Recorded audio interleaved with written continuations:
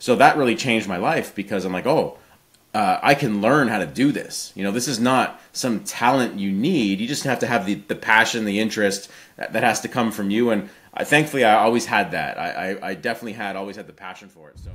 Hello everyone, how you doing? This video that you're about to watch is a conversation I had with Marco Bucci, and it's about an hour long. It's very interesting, and I did ask a lot of questions about his career, his new book, how did he do to become the artist he is. You know, just plenty of questions you would like to ask him yourself probably. So that's what it is, and enjoy the video. Hey, Mark. Hi Marco, how are you? I'm good, thank you. Thank you for having me. You're very welcome. Can you hear me well? Yes, I can. Yeah. How's my signal? Yeah, perfect. Perfect. Okay, I can move the camera a little bit for vertical. Awesome. All right. Is that your studio there behind you? Yeah, it's just like my studio with like paintings and all. Nice. I wanted the background to look good enough for the chat. Unlike mine. Let me just close that door. Hang on.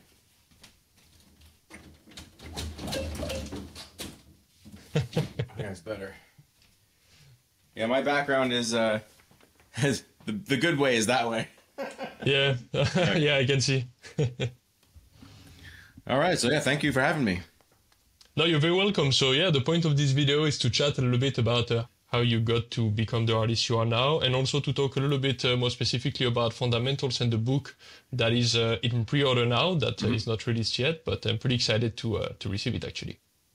Oh, thank you, and congrats on your own book, Mark. You did a great job. Thank you.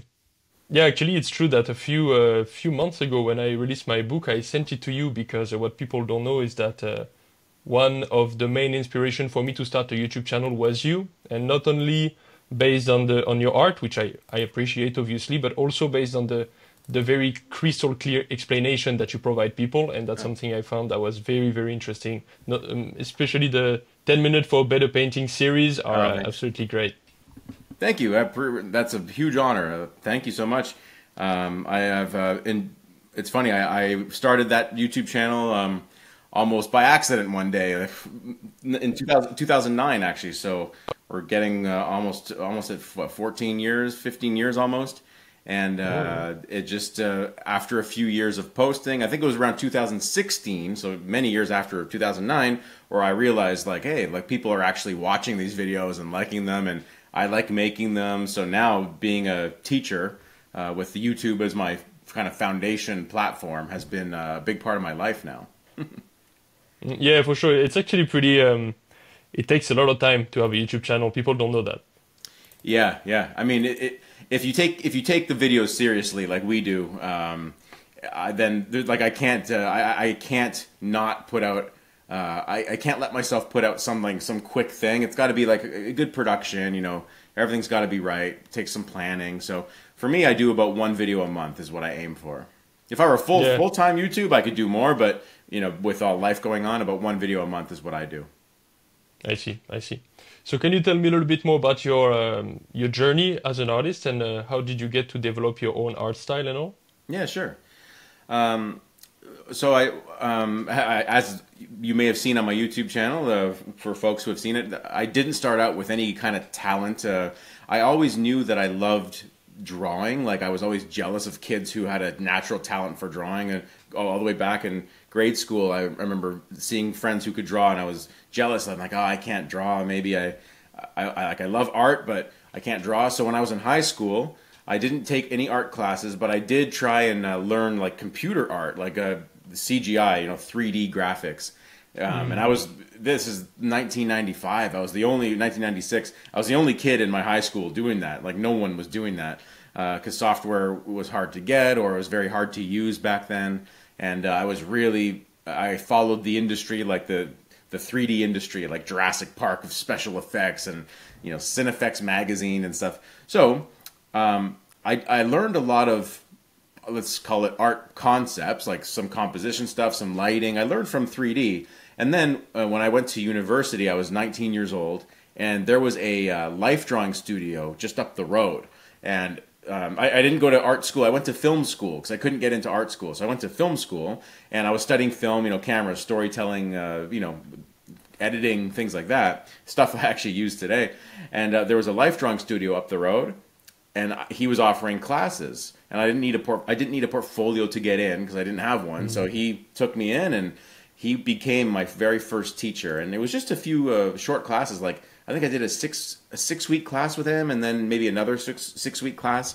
And he just taught me the fundamentals of drawing. You know, gesture drawing, building 3D forms into your gestures. Like after your gesture, you build the forms. Then he taught me basic shading. Like if you have a cylinder, well, you know there's a light side and a shadow side, and you can shade the forms and ultimately come out with a figure drawing that looks three-dimensional. And you could apply that to cartoons, of course, to illustrations, whatever you want. So that really changed my life because I'm like, I can learn how to do this. You know, this is not some talent you need. You just have to have the passion, the interest that has to come from you. And thankfully, I always had that. I definitely always had the passion for it. So I studied a lot, many years, just life drawing and like some basic cartooning. And then from there, I got into painting a few years later. So a lot of people see me now as a painter, and I am a painter now because most of my work is done with paint. But I was drawing for many years before I even picked up paint because I was always into like drawing was like the main thing I was into originally. Okay. It must have been pretty challenging actually to get into this kind of work environment at 19 because it's late because it's true that you didn't draw from a very early age, but in the same time it's pretty early. For example, for me, I drew from a very, very young age as soon as I could, but then I just realized what was fundamentals around 25, 26 years old. I didn't even know what it was before, and then it was kind of like a revelation somehow.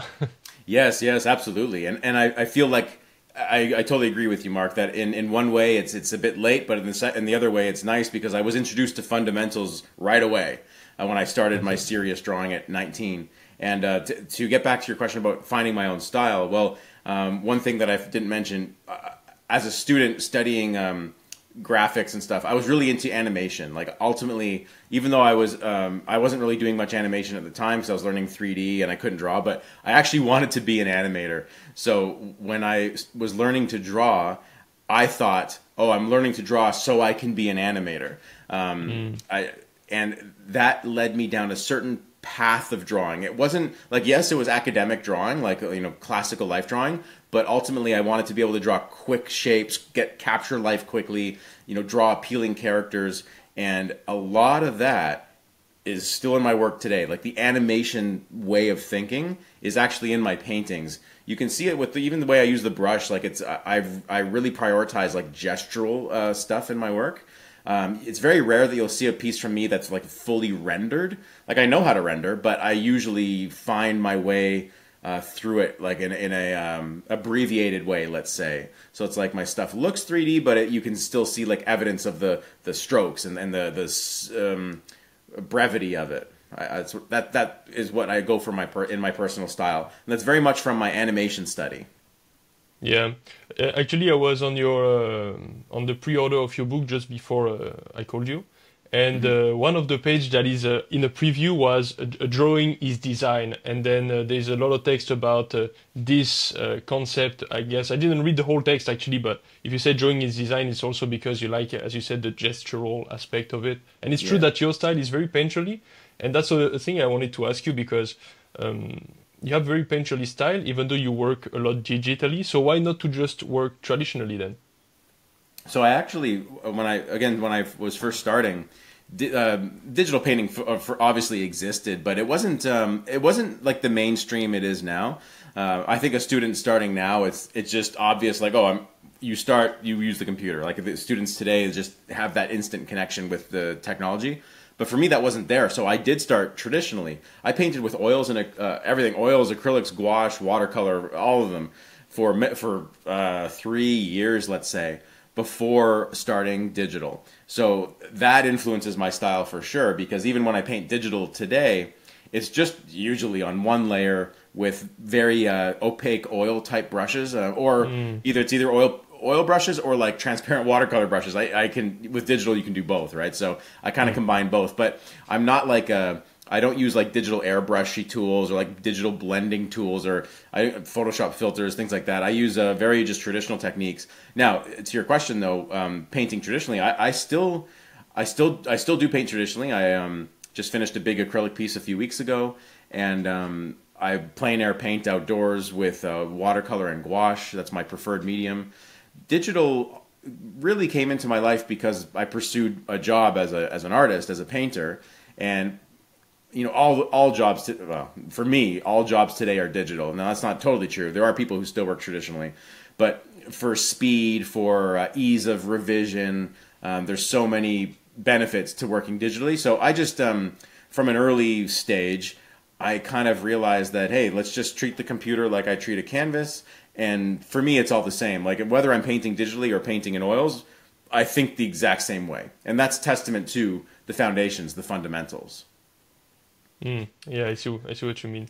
Yeah, it's true that working digitally is very forgiving, even though you don't have the pleasure of the matter and the texture, the forgivingness. I don't know if that's possible to say in English. Forgiveness, yeah. But forgiveness, yeah, of it makes it pleasurable as well to some degree. For me, the only thing I like less is the use of this the digital pencil, you know, not having all the angles and all the flat surfaces and all the texture you can have by tapping, and it's another medium altogether.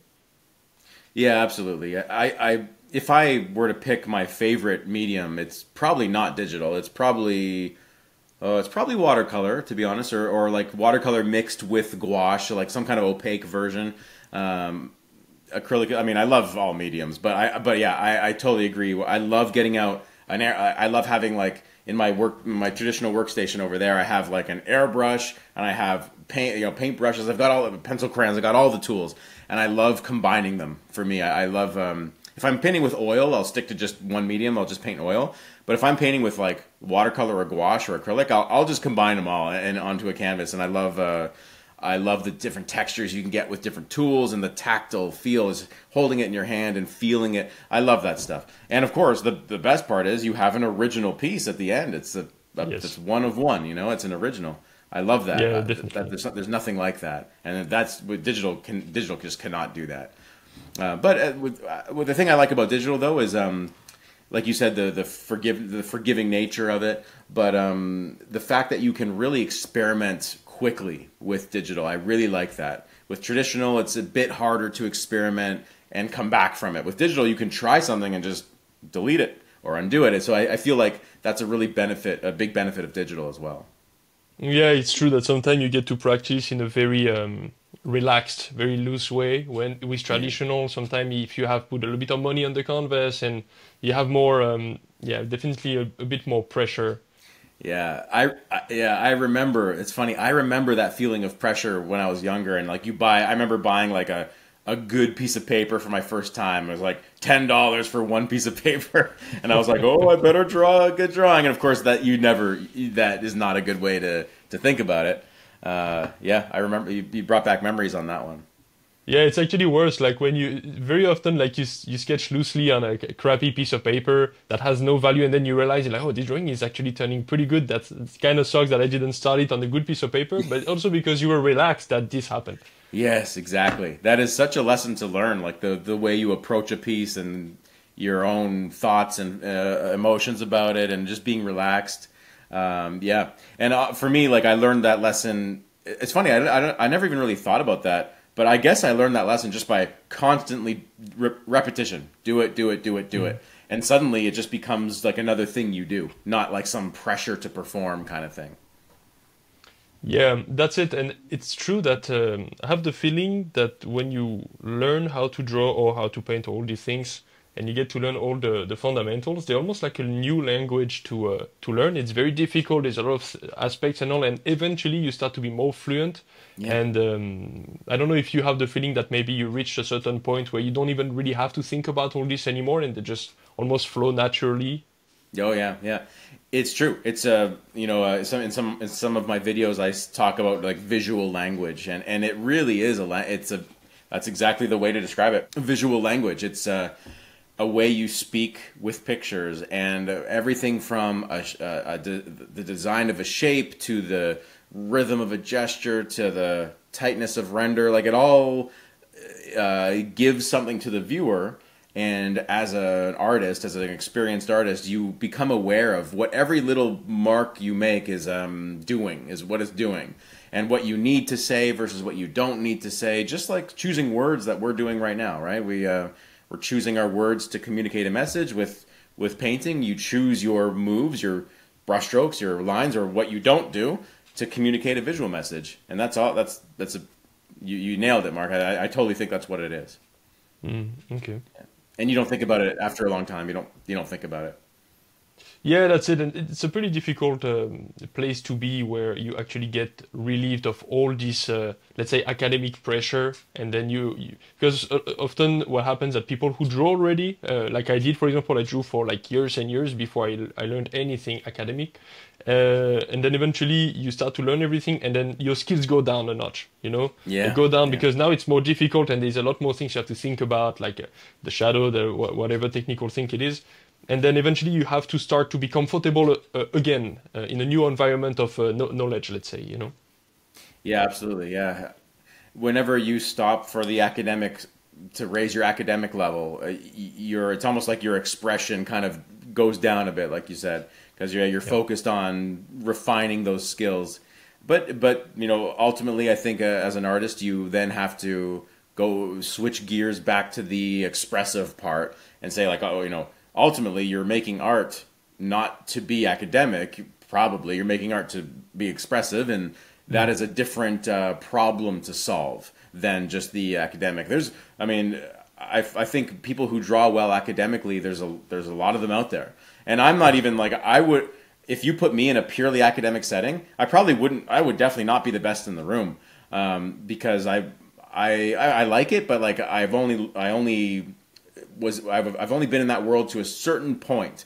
I didn't take the atelier route. I didn't really study that way. I did a little bit of that, but then I studied like animation a lot more. So every artist has their own mix of things, right? And it's one aspect is not everything. The atelier, the academic stuff versus like the gestural stuff. It all kind of you have to find a way to get it to live together.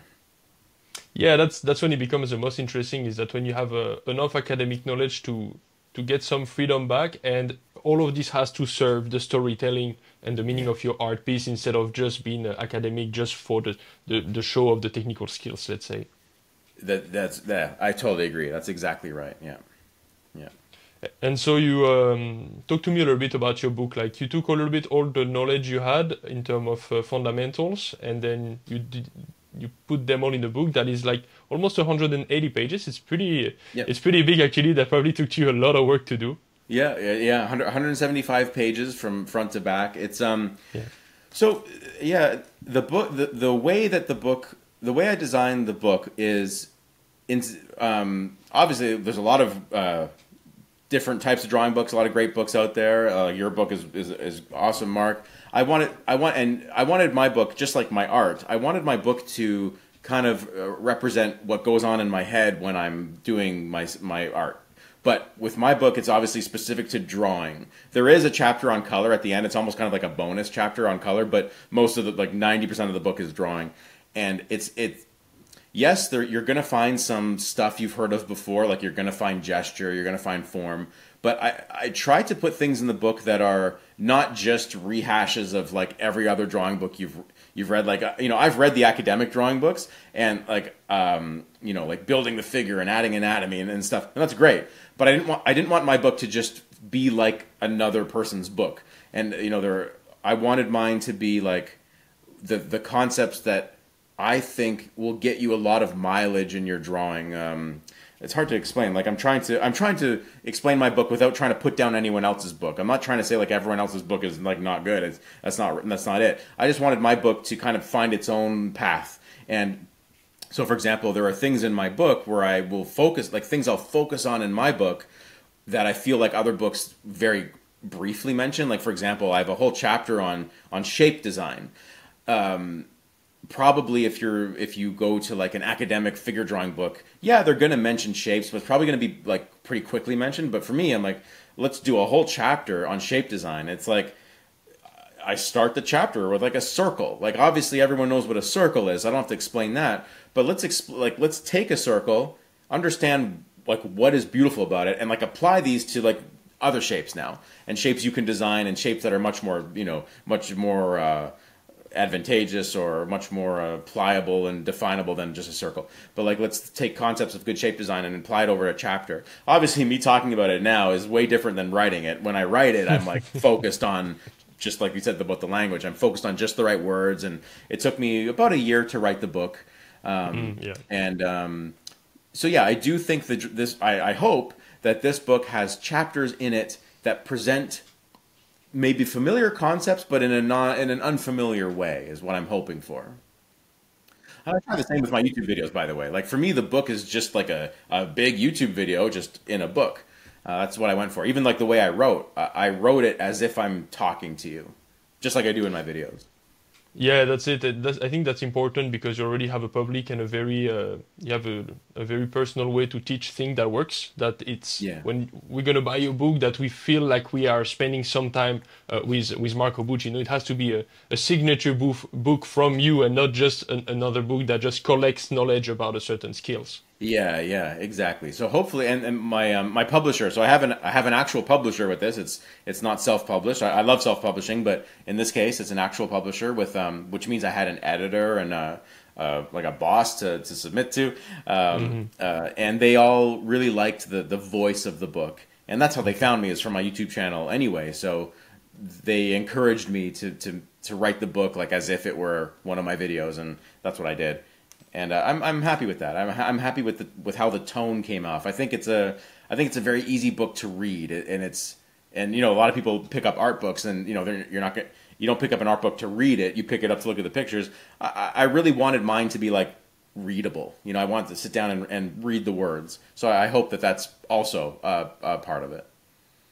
Yeah. I'm sure it's going to work as a revelation for a lot of people in terms of just like the 10 minutes for better painting. They are very advanced concept for the most part, but they are said in a way that are very clear. And I think that's why the book company contacted you. And that's the same thing that happened to me when the book company called me, the editor house. They also wanted a book, and they told me specifically, we don't want you to just list a list of knowledge. We want you to make a book that is you to some degree, like Nice. an author book. Yeah, absolutely. Yeah, I think in today's like the age of the internet, audiences want to know like who the creator is. They want to know about you, the author, and that's true on YouTube. It's true with books, and yeah, I'm trying to bring that to it. So what are the main, let's say, how did you break down all these fundamentals in the book? Did you put an order of importance, or is it just, how does it work? Not order of importance, but order of operation. Let's say like the process you can follow. So the book starts with gesture before it gets to form, which to me makes sense. Like it makes sense to get a gesture drawing in before moving to form. So like the chapters go in like a logical order, but not necessarily important. So you could read the book out of order and be totally fine. It's more of just the chapters are organized into a logical process. That's it. Like colors at the end, for example. Yeah, I guess that makes sense like this. So gesture, then forms, then So a little bit of rendering. I actually kind of, what is it? Like, off the top of my head, I believe it's gesture, then form, then shape, then we draw a lot of those chapters where it's like projects, like I'm drawing, applying them. Then there is some rendering in the form section, but my book. And this is where my book is very different from yours, Mark, because your book is very good at talking about rendering and like shading and lighting. My book actually doesn't really talk about that so much. A little bit, like in terms of, it talks about basic forms. Like if you have a box, well, the box will have a light face and maybe a few shadow faces. It talks about the most basics of rendering like that, like choosing a light direction and picking the faces that are away from it. But there's not for the most part, there's not a whole lot of detailed rendering stuff. In the later chapters, there is a section on rendering, but it's only relegated to one chapter in my book. Yeah, I put it just in one chapter. Yeah, yeah. I guess if you want to have a focus on fundamentals, a little bit more geared towards maybe a beginner, Yeah. sometimes it can be a mistake to try to focus too much on rendering before you actually know how to sketch. Yes, So, exactly. Yeah, that's right. Yeah. So I wanted to make sure I did include stuff about lighting and rendering, but it's yeah, it's later in the book, and it's also you don't even need that chapter to do all the previous chapters. And it also reflects how I learned to draw because I was learning like kind of animation sort of thing. Animators don't really render. They're drawing quick drawings that can be sequential. Like they have to draw like 100 drawings, right? So it's reflective of how I learned to draw, which I never really learned to render until much later. yeah, Yeah. I see. There is, I think maybe you know him. I mean, I know you know him from YouTube, but perhaps personally because you actually worked with Proco and he as well. But there's Iron Blaze on YouTube that is really good with animation. Oh yeah, yeah. I've met Aaron a few times, and I just did a class for him. Yep. Oh, nice. That's amazing. It's really good. I love the way, yeah, with a few lines, he can be so expressive. It's so cool. Yeah. So Aaron Blaze has been an inspiration for me for many years. I mean, I remember I discovered Aaron through his film Brother Bear with Disney. So that's what 2000 ish. So I guess I've been a fan of Aaron Blaze's for 24 years. Okay. Yeah, Okay. I have the Brother Bear art book, and I remember watching all like I would somewhere I have the special edition DVD that Disney released at the time. So like Aaron's all over that DVD, behind the scenes and stuff. And no, I love his art. He's got such an expressive line, like you said. Yeah, 100%. I remember I saw a tutorial, I think it was by him, that he shows how to animate either a carpet or just a pillow. And then he Oh, yeah. shows all the emotion that the pillow can have. And it's just a pillow, Yeah. you know? Yeah, yeah, yeah. It's so cool. That's a classic animation exercise. Is it the Okay. flour sack? Is what it is. It's Yeah, yeah. a sack full of flour. Yeah, and that's something that the original Disney animators came up with as an exercise. Like put emotion into this emotionless object. Um, Mm. yeah, and like when you watch a Pixar film, it's got the lamp bouncing around, right? It's a similar thing. A good animation exercise is to give emotions to a microphone or a lamp or something like that. If you can do that, you're on your way to being a good animator. Yeah, for sure. For sure. It's definitely thrilling. I never tried myself, so it seems very challenging actually from the outside when you look at somebody doing it well. But I'm sure it's pretty Yeah. fun actually to do. You can have some good fun with yourself drawing.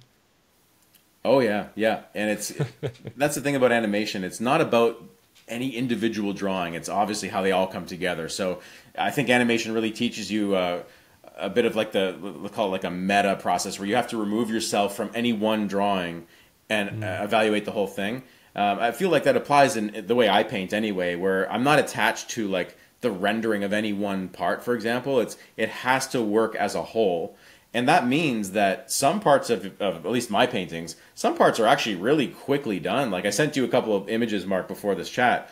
It's like there's one with a big ballroom where a lot of people are dancing. If you zoom in to the dancers, they're not well done. They only work when you look at the whole thing. The main character's well done because that's the focal point. But if you look at maybe we can show it, or I don't know, there's a whole crowd of dancers there that are not the focal point. And if you zoom into their faces, some of their faces are not even in proportion. It's just like quick strokes. But it works Hmm. when you look at the whole picture. Yeah, I'm looking at it right now. I don't know how to put the image right now on the screen, but at the Oh, editing process, I will add it. oh And yeah. yeah, actually, if you wanna talk to me a little bit about fundamentals and the artistic process of such an image, for example, I would like that. Yeah, sure, yeah. So let me pull up I'm looking at the picture now as well. So I remember painting this. It took about like over the course of 3 days. It didn't take 3 full days, but it happened over the course of 3 days. I usually work like if I'm doing a painting like this. This was for a book, like a Disney book that got published of the Nutcracker movie. It's like an illustrated version of the Nutcracker movie. Um, I didn't have a. This is my own composition though. Like obviously it's different than the movie. I only had some reference of the set. I had some reference of the dancers, but it's my own picture. So I had to design Hmm. everything from scratch. I started off with a simple perspective grid, a 1 point perspective grid, and the vanishing point is somewhere. The horizon line is actually near the middle of the page, near the background dancers there, you can kind of almost see a horizontal line in the picture if you look at it. And there's a vanishing point there, and from there I had all the lines coming out, and then I sketched very quickly, just sketched in the background, because a one-point perspective is pretty easy to draw in. If you have just a grid, you can just start laying in forms. And if you notice the background, there's a lot of like boxy forms there, and like picture frames that are just kind of rectangles and like boxy columns. So I laid that in first. And then from there, I had this empty stage, like a dance floor, an empty floor, and I just started populating it with blobs. And the blobs, I'm now, so I switched from perspective to thinking about composition. Perspective was the one-point grid, and I laid in an environment very quickly. But then I'm like, okay, I got to compose this. So for example, the way I thought of there's the big group of dancers on the left. There's like 50 people there on the left, or the illusion of like 50 people. I thought of those as very, like, almost one shape at first. In fact, it was one shape at first. And you notice even in the final rendering, the values are very close together, like the dark suits kind of blend in, and they kind of become one big shape. And then the main character, who's on the bottom right, the girl there, Clara, she is her own shape, and she's like a triangle. So I made sure that to be like very clear with like, that's the main character, one shape, very clear, like almost like a triangular shape with a bit of like frills because she's got a dress on and all that. But she's basically like a triangle, and high contrast in that area. You notice like she's a dark shape against a very light. You can see like the floor around her, the negative space is the floor, and I made sure to design in like reflections on the floor around her, so she would be a very dark, contrasty silhouette against the lighter background. So that's where like composition fundamentals came in, and then of course there were other dancers in the scene that all are their own shapes, and I try to make the shapes different sizes. I've talked about this in my videos all the time. Different sizes of shapes, different spacing between shapes. So if you look at like the negative space between all the dancers, you'll never find the same shape twice. And if you look at the negative shape between the dancers, the shapes are all very clear. Like there's a couple in the middle, they're doing a little dance where their arms are up, they're doing a little twirl.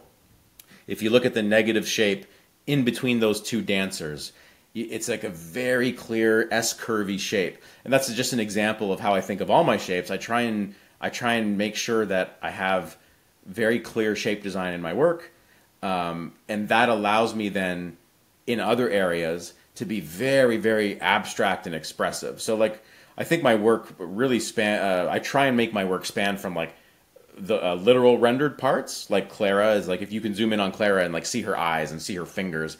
But if you look at the dancers, they're like abstract expressionism. So like my paintings span that gamut, and I'm not sure what style I'm not sure what style this is called. I just call it painterly. So that's and then I generally like images that have a full range of contrast, especially if I'm working commercially. So you'll find everything from like the darkest darks to the lightest lights.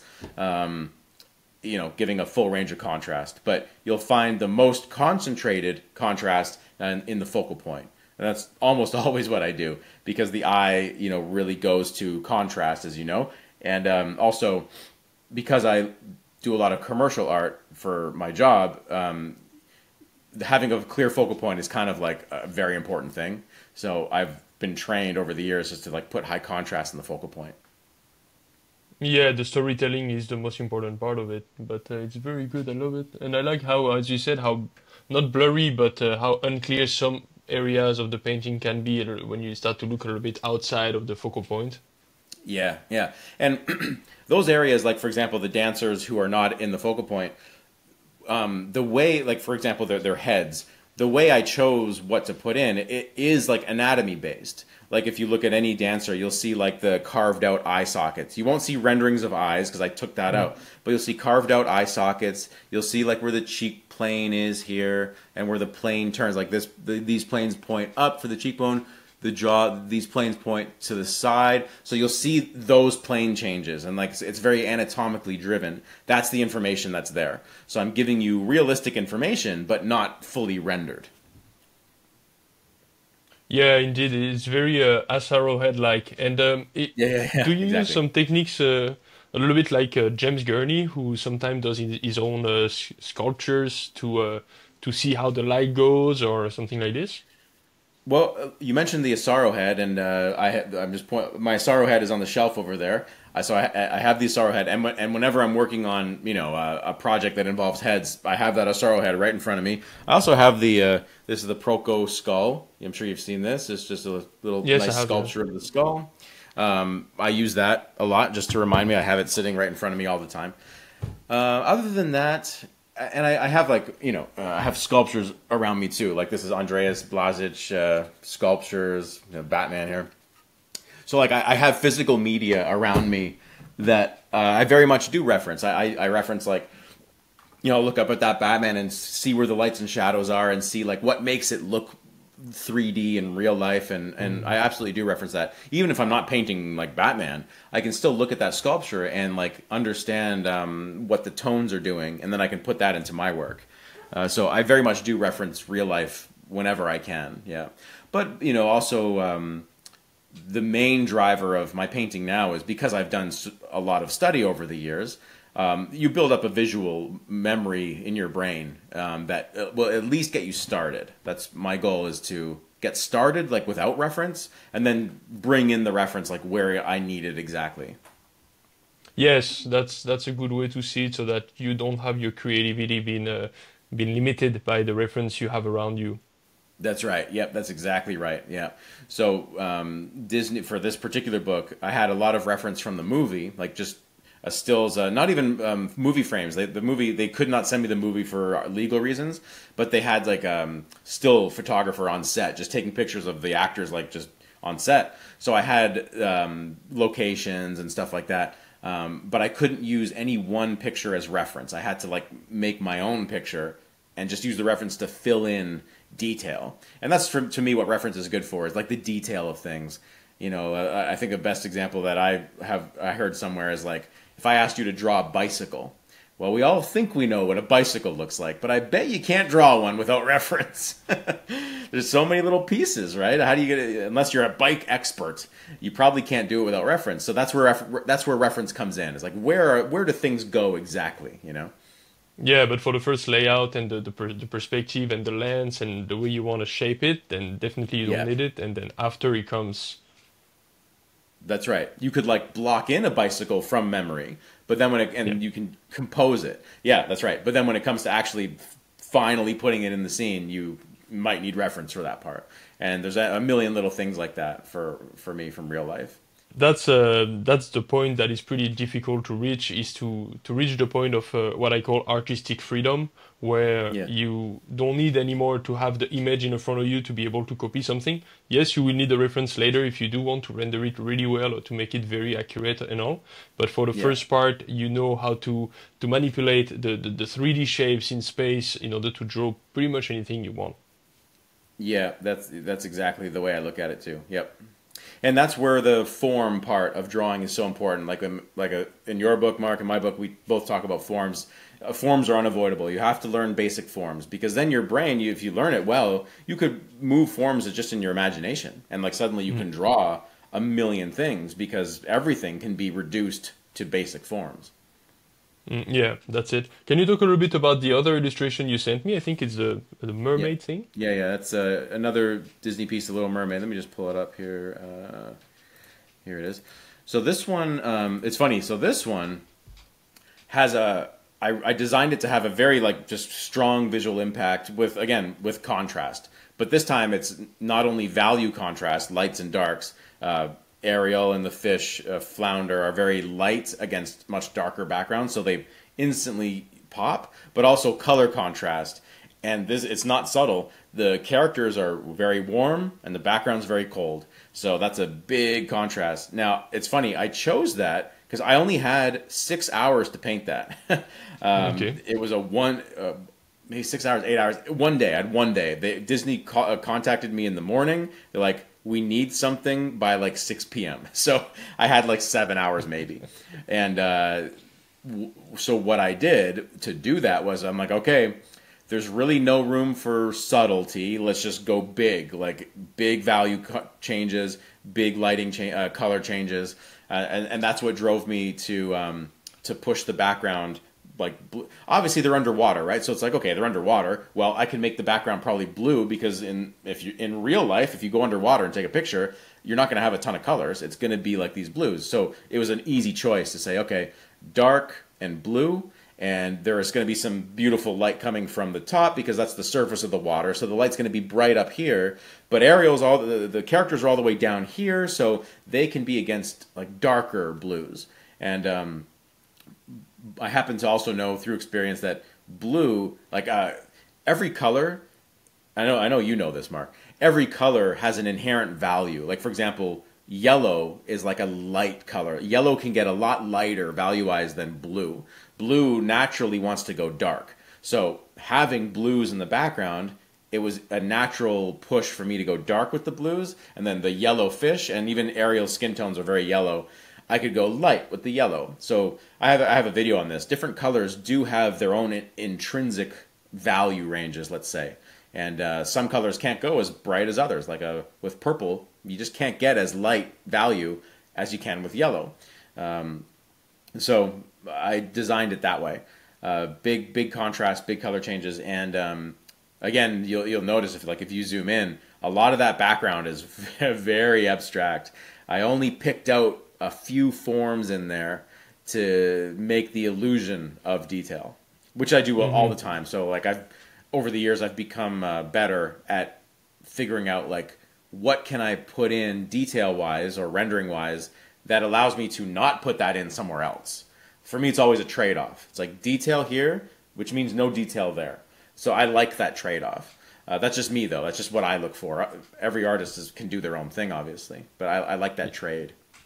Yeah, so then I guess it seems like you paint, even the sketch part of it is probably made more with masses than with a linear drawing. And then eventually you refine by not even maybe using lines, but more precise shapes.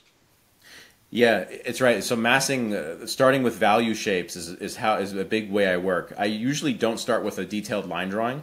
I don't start with a finished line drawing. I did have a rough line drawing of the characters in the Disney one, Ariel and Flounder the fish. I had some basic shapes there. In fact, that pose is based on a pose that she does in the animated movie. So I had a rough line drawing of the characters, but I didn't have every detail there. I then just blocked it in with masses. So if you look at like the Ariel's face, she's got like a shadow across her brow and like going onto her cheek. That started as just one shape of shadow. And then into that shape, I built in the eyes, I built in the brow, and then you start thinking about reflected light, which adds another value into the shadow. But it started with just one value. It's like, okay, is that shape good? The shape design we talked about in my book, shape design, is that a nice shape? Yes, okay. Let's move on to reflected light. That's going to add some rendering, but I still want to make sure that shape stays a nice shape, you know? So it's the visual language thing. You're always thinking about it's almost like choosing your words, but making sure it fits with the grammar of your language, right? That's how you're bringing concepts together. A lot of artists will like start off with good shapes, like in their block-in, but then lose the good shapes when they start rendering. So I made sure that my clean shapes stayed clean, and that's a skill I've been working on for a while, I guess. Yeah, for sure. That's what also gives this very paintbrush effect to it. Is because it seems like you do very assertive shape at first, and then I'm sure you modify some of them, but it seems like you're looking for the right stroke at the first try. Yeah, and then after the shapes and values are in, not all of them, but after some basic shapes, basic lighting is in, I do start thinking about the actual brushwork, because for me, the physical nature of the brushwork is a big part of the visual language, the way I want to paint. So I do start thinking about brushwork pretty much right away. So now my process now is like everything can happen at any time. I could do a gesture, then I can switch to lighting, then I can switch to shape. And that's what you were mentioning earlier, Mark, about speaking the visual language. You start being able to switch to any part of the process at any time. And that's what experience brings. Yeah, for sure. And do you use references for the light? Just, for example, an image that could be completely unrelated, but that you just like the light Oh, setting and oh yeah. Oh, for sure. Yep. I I keep a just a folder of inspiration whenever I see anything I like, a painting, a drawing, a photograph, an animation, anything. I save it to I have a folder full of pictures, and every now and then, if I'm feeling like I need a little boost of some kind of energy, I just browse through it, and like every one of those pictures I like. So it's like, oh wow, cool, cool, cool. And you just yeah, like you said, you're not like copying any part of it, but you're picking an emotion that comes from it. That it's like, oh, how did they achieve that? Oh, it's like this interesting color mix over here. Yeah, yeah. So I definitely do that. yeah, it could be a completely unrelated. Sometimes I do this for my paintings, and I could use the light I saw on the car that I find nice on the street, and then I use Yeah, it to do a landscape with it. Like it has nothing to do with with the car, but absolutely. it Yeah. works like that. Yep, I do that all the time, and that is Okay. and that's another thing I think that when you unlock the fundamentals, you can start doing things like that.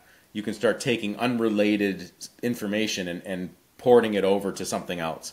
But that is definitely something that can really only happen once the fundamentals are in place, because you have the fundamentals give you the framework to build all this stuff. And that's what, back to the book, that's what my book anyways focused on. My book is very, I don't really have much about style, not in this book. It's a foundations book. It's more about just that. It's building those foundations.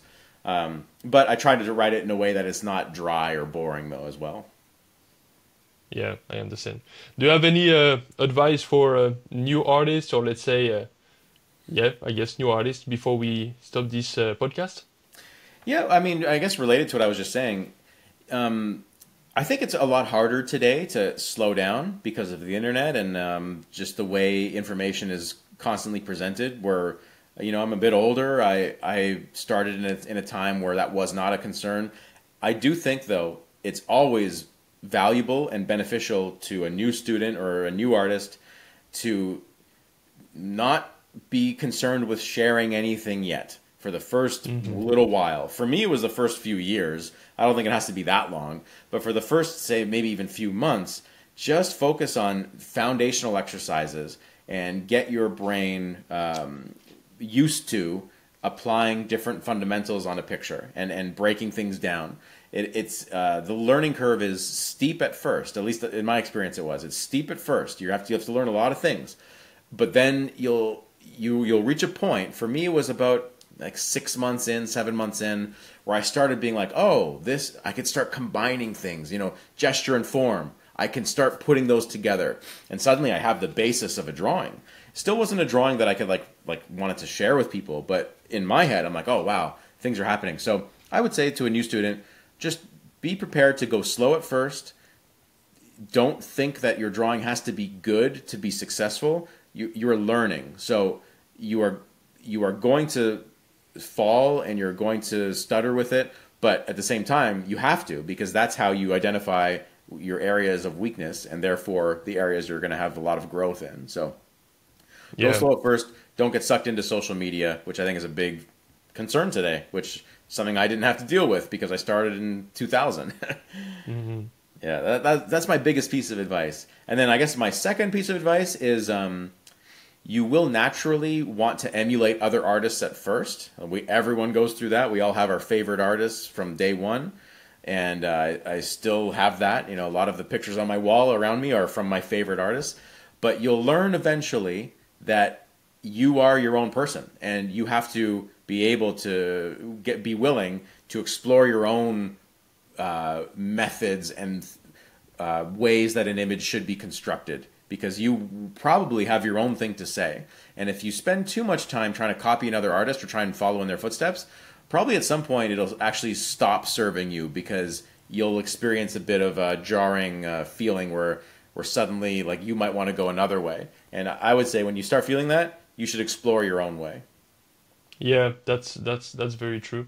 But that takes a little while though to be able to Yeah. create your own thing and be satisfied about them to a degree that you're like, okay, what I did is obviously not like my hero of art. It's not there, but it's there enough that I can start to enjoy myself without having to only fantasize about becoming this or this guy, because you are your own person, as you said overall. Yeah, exactly. Yeah, yeah.